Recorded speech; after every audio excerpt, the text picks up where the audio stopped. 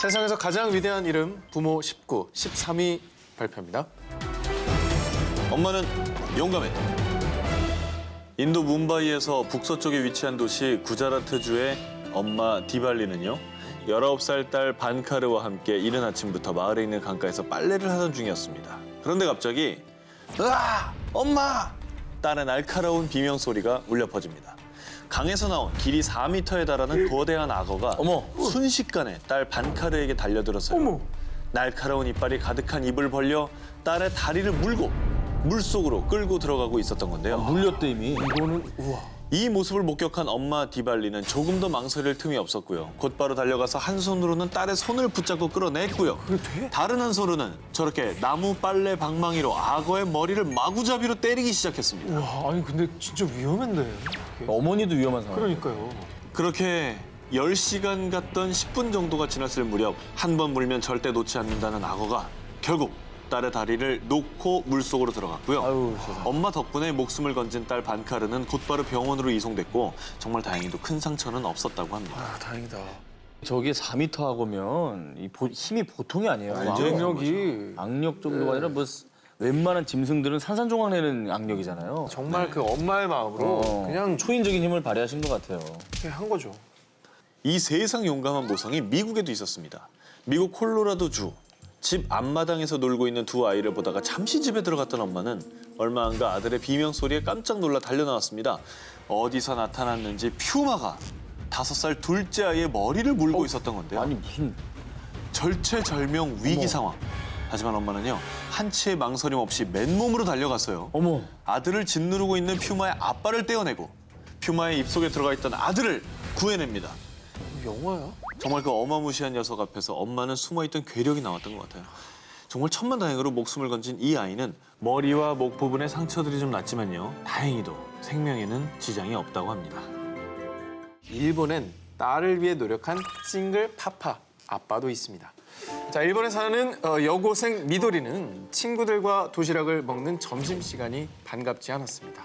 아 뭐야? 넌 오늘도 냉동식품이냐? 넌 맨날 계란말이만 싸와. 다소 형편없는 도시락 때문이었죠. 하지만 그럴 수밖에 없었던 이유는 바로 요리 실력이 미흡했던 미도리의 아버지가 싸주신 거였기 때문입니다.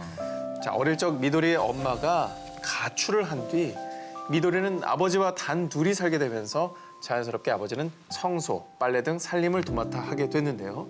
처음엔 아버지께서 요리 경험이 전혀 없었던 탓에 냉동식품으로 도시락을 싸니 많았지만요. 딸에게 더 근사한 또 부끄럽지 않은 도시락을 만들어주기 위해 무려 3년 동안 정말로 최선을 다했는데요. 자, 그렇게 딸 미도리가 고등학교 졸업을 앞두고 아빠가 싸주신 마지막 도시락을 먹던 날.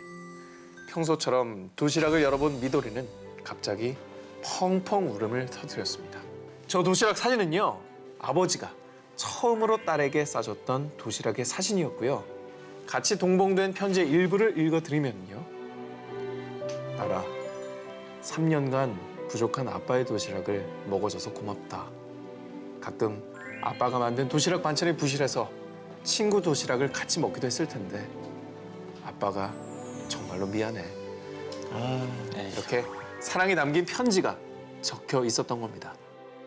저도 비슷한 기억이 있는데 하루는 이제 도시락을 이제 열어봤어요. 열었는데 밥이 있는 그냥 플라스틱 용기 위에 그 캔참치 하나가 딱 있는 거예요. 처음엔 너무 화가 나는 거예요. 성의가 없다. 이렇게 해줄 수 있나?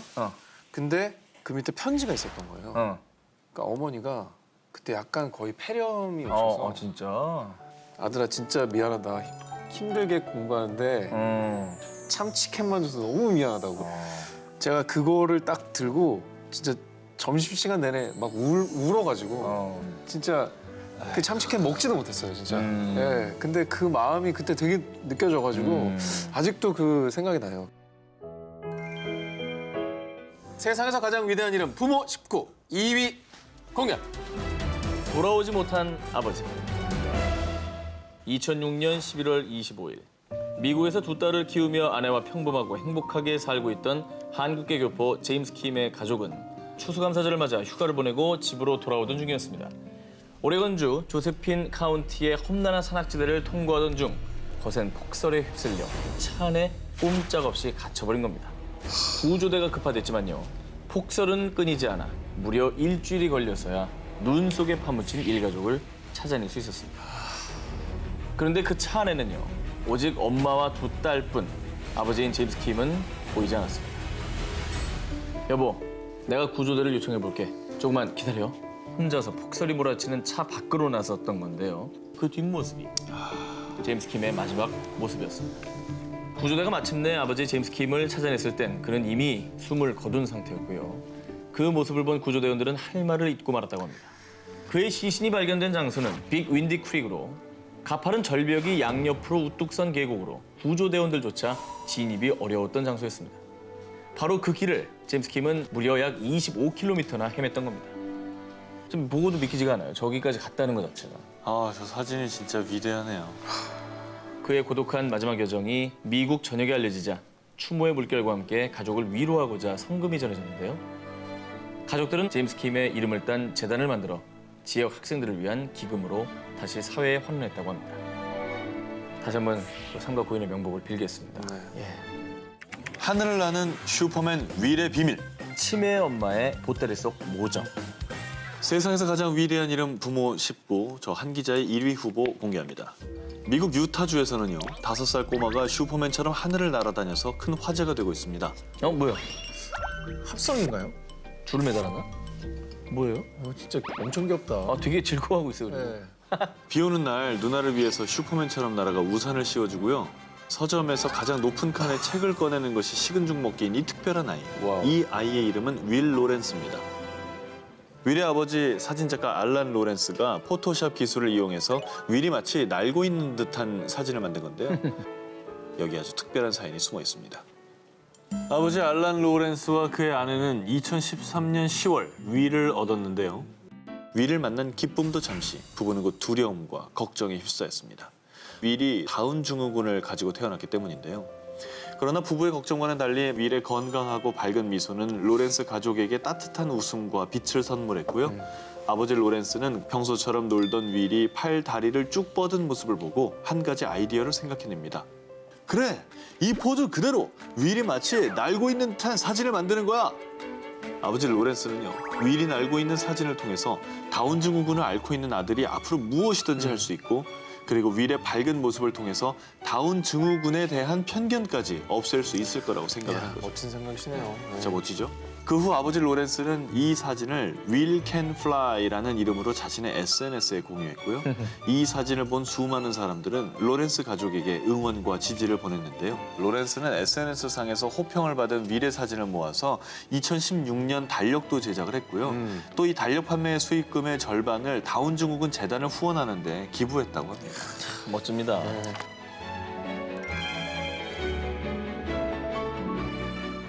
전 기자의 1위 후보 공개하겠습니다. 지난 2014년 9월 15일 오후 2시경 여기 할머니께서 1시간째 계속 왔다 갔다 하세요. 약간 치매기가 있으신 것 같은데요. 부산 서부 아미 파출소에 신고 전화 한 통이 들어왔습니다.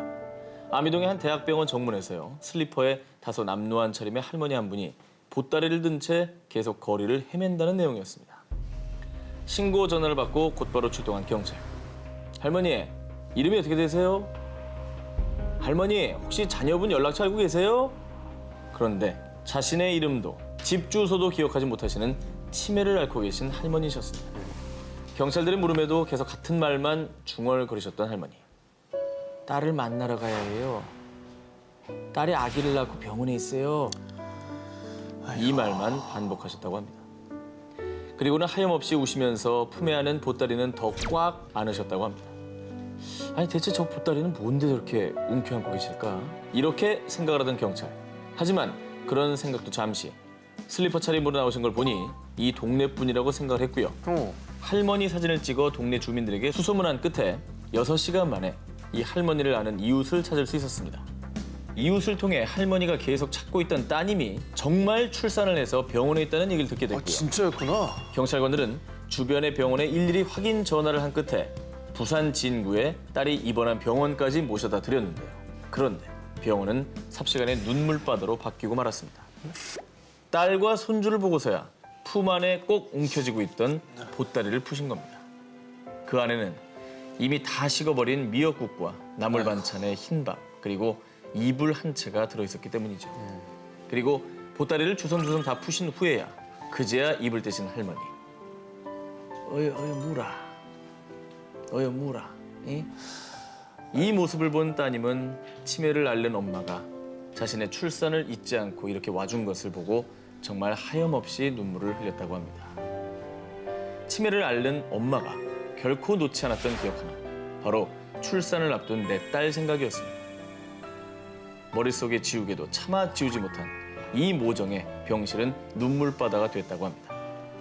이 사연은 부산경찰서 얼굴책에 올랐는데요. 당시 1,600명이 넘는 이들이 이 사연을 공유했고요. 정말 대한민국의 모든 아들, 딸들을 울렸을 사연이고 많은 분들이 또 공감을 했다고 합니다. 세상에서 가장 위대한 이름 부모 19 7위 공개합니다. 내 아들의 새아빠를 찾습니다. 싱글 데디로 혼자 아이를 키우던 아빠는 이제 그만 4살 난 아들의 양육을 포기하려고 했는데요. 혹시 정말 무정하고 무책임하다고 생각하십니까? 하지만 그의 진짜 사연을 알고 나시면 그 생각이 바뀌실 겁니다. 고륙종, 뼈에 발생하는 악성 종양에 걸린 릭 로즈 씨. 그런데 그는 자신이 죽는 것보다 더 걱정됐던 게 하나 있었습니다. 바로 자신의 4살 난 아들 로건. 안타깝게도 그의 아내는 로건을 낳고 얼마 되지 않아 집을 나가 찾을 수 없었습니다. 그래서 자신까지 이 세상에 없다면 이제 고작 4살 난 아들 로건은 세상에 혼자 남을 수밖에 없었던 거죠. 그래서 비록 가망이 없는 암 말기였지만 아들을 위해서라도 항암 치료를 시작했고요. 암세포들과 싸우며 끔찍한 고통을 참아냈지만 그럴수록 잔인한 암세포들은 그의 몸에 빠르게 퍼져만 갔죠. 결국 큰 결심을 하게 됩니다. 그래, 내 아들에게 새아빠를 찾아줘야겠어. 그는 자신이 세상을 떠난 이후 아들을 돌봐줄 새 가족을 만들어주기로 결심한 거죠.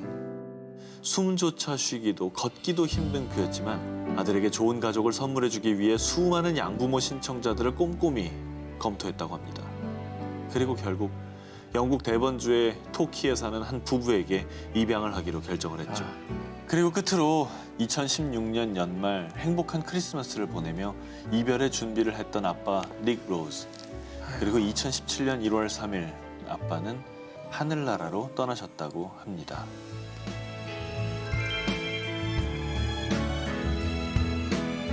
세상에서 가장 위대한 이름 부모 19, 6입니다.